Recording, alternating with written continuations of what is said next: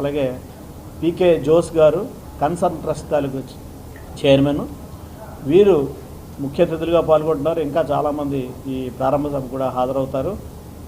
దీంతో ఏంటంటే ముఖ్యంగా మేము విశాఖ జిల్లా బాలోత్సవం అనేటువంటిది నిర్వహించడం ఇది రెండోసారి. ఇది ఏదైతే విద్యార్థి దశగా ఉన్నప్పుడు విద్యార్థులు వాళ్ళకి రకరకాల ఆర్ట్ ఫామ్స్ అంటే ఇంట్రెస్ట్ ఉంటుంది. ఒక పాటలని, ఆటలని, డ్యాన్స్ అని.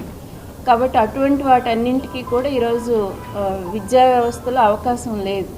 కాబట్టి ఆ గ్యాప్ని ఫిల్ చేయడానికి విశాఖ బాలోత్సవం ఈ పిల్లల పండుగ పేరుతో 84 ఈవెంట్లు ఇప్పుడు అంటే చిత్రలేఖనం నుంచి ఫైర్లెస్ కుకింగ్ వరకు, అలాగే పాటల నుంచి మన పద్యాలు గానం చేసే వరకు ప్రతిదీ కూడా, అంటే ఇవన్నీ కూడా చైల్డ్హుడ్లో గోత్రూ అవ్వాల్సిన అంశాలనే మేము బాలోత్సవంలో తీసుకోవటం అనేది జరిగింది.